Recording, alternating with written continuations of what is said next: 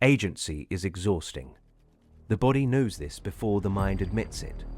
When the pressure rises, the nervous system does not ask for a better argument.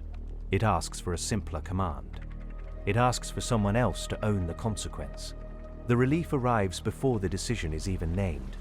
The training begins early. A child stands at a crossroads of equal options and freezes. The adult who steps in and decides for them offers a chemical gift. Cortisol drops. The shoulders loosen. The child learns that surrender tastes like relief. They spend the rest of their life seeking that taste, confusing obedience with safety and authority with competence. This is older than language.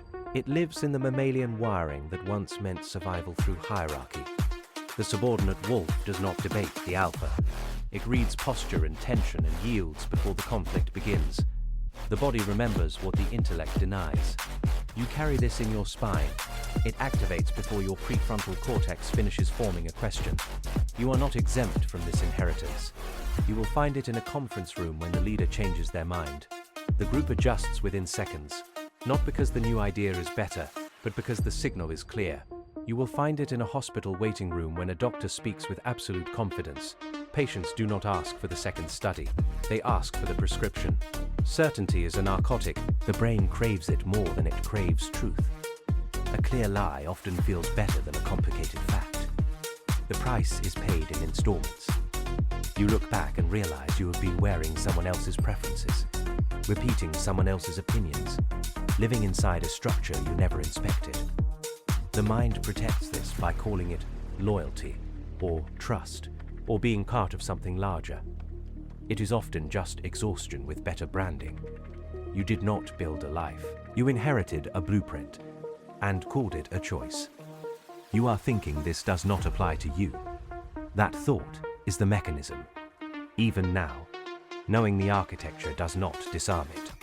The reflex moves faster than recognition. You will feel it in the next crisis. Your shoulders will drop. Your objections will quiet. You will hand the wheel to the loudest voice and tell yourself you chose clarity. What interests me is not that humans surrender. It is how elegantly they decorate the cage afterward. They call it intuition. They call it going with their gut. They write poetry about the leader who saved them, when all the leader offered was a ceiling to stop the rain of thought.